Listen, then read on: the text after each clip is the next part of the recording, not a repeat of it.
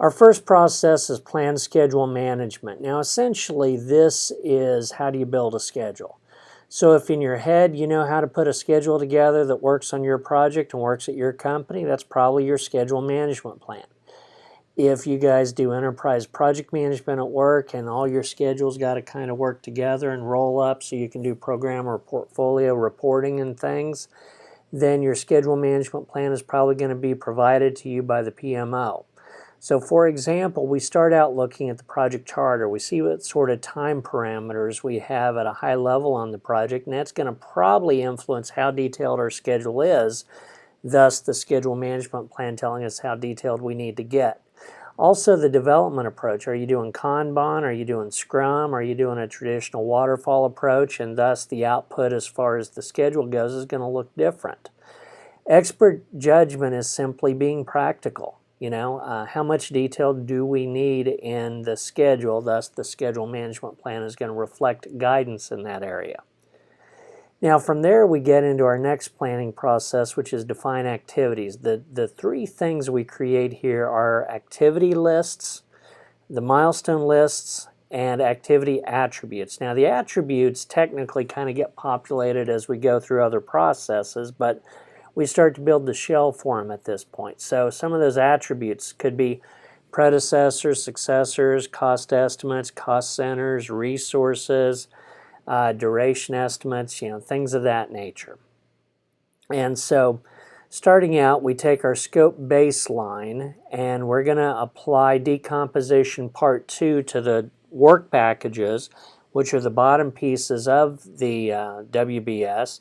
And we're going to break those work packages down into activity lists and milestones. So that's our decomposition part 2 that I spoke about in the Create WBS video. And so the schedule management plan is giving us guidance on how to take those work packages and break them down into activities and milestones, and utilizing expert judgment to say, when do I have enough detail? So as a rule of thumb or a heuristic, you want to break activities down to where they are about 4 to 80 hours in duration. Now, that's a rule of thumb, not always the case, but a good general rule. And then rolling wave planning can come into play where you roll things out as much as you know, and then as you continue to build, you can continue to plan and basically plan, build, plan, build, plan, build, and continue evolving things as you move forward. Now our next process is still a planning process. It's sequence activities. So in project scheduling software, this is predecessors and successors. So what we're doing is taking our activity and milestone list and we're using I call it the physics of the project. So we're utilizing the precedence diagramming method and we're basically trying to figure out how the things connect.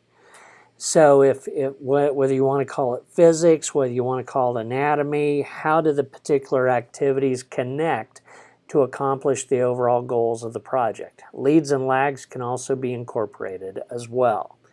Now coming out of this, you have your project schedule network diagram. And so if you've ever tried to print one of these with project management scheduling software, if you have, you're sitting there going, oh yeah, I remember that. I had to kill the printer. Kill the print job because it ran forever.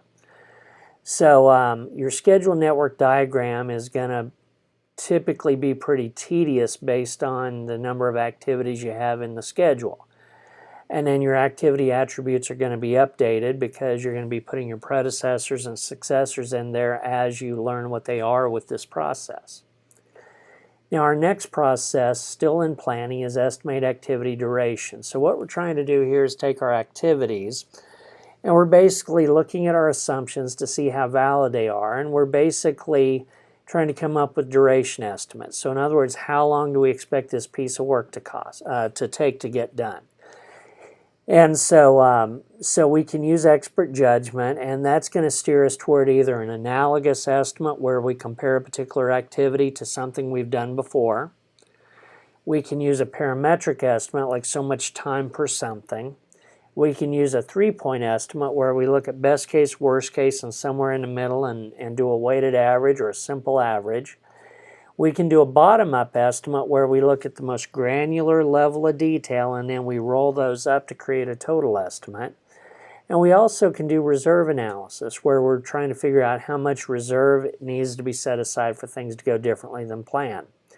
So duration estimates come out of this process, and the basis of estimates does as well. Basis of estimates is a huge phrase here because it's the recipe, if you will, the formula that you use to come up with your duration of estimates. Now, that could be, I pulled it out of a dark cavernous area that I sit on all day. And yes, that's high tech for you pulled that duration estimate out of your rear. It could be something like, I did this calculation, best case, worst case, somewhere in the middle, averaged it together with the most likely getting a weight of 4, and the whole thing's divided by 6, and that's still a basis of estimate. That's just a little more quantitative than a gut feel, for example. And then your activity attributes are going to be updated because at this point you're going to have duration estimates you can populate in those attributes as well. Now, our final schedule process for planning is develop schedule. So this is kind of the integration of this chapter or this topic. What we're doing here is pulling together everything we've done so far.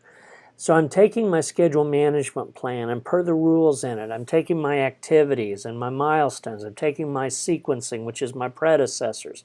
I'm taking my duration estimates, and then I also have resource requirements and resource calendars that can come into play here. So basically, I'm blending together all of that to create a story. And story, don't think it's fictitious.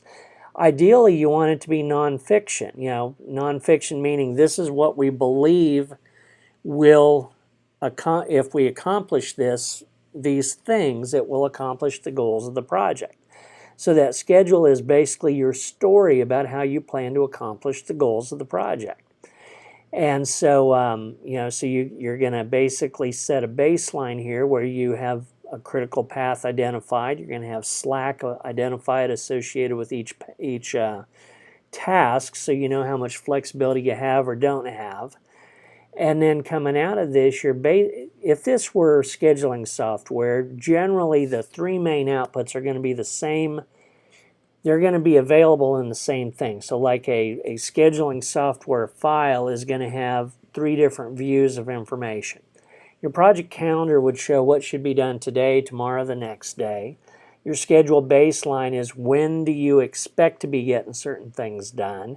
And then your project schedule is your living, breathing reality document. If something slips, what's the ripple effect? You had to add something, remove something, what's the ripple effect, etc. And that's the last of our planning processes. Now, our final process is control schedule. This is a monitoring and controlling process. So what's happening here is we are basically doing a baseline actual comparison. So we're taking work performance and scheduled data, and we're comparing it to the schedule baseline so we can compare and say, are things getting done the way we expect them to be done? We can do that via earned value analysis, if we're doing bigger projects more than likely. We could do it via an iteration burn down chart if we're doing Scrum or any variation of Agile. And we can do performance and reviews, trend analysis, basically seeing what direction the schedule is going based on what's done so far. And then as a result, coming out of this, we're going to have work performance information, so we know how the schedule looks. Thus, we can do a schedule forecast. So in other words, based on what we've done so far, this is what the future looks like. We're also going to have change requests that can be created. These would go to perform integrated change control for consideration. Your schedule baseline could be updated as well. So again, we have 6 processes, 5 in planning. That's plan schedule management, define activities, sequence activities, estimate activity durations, develop schedule, and then our 6th process, control schedule, is in monitoring and controlling.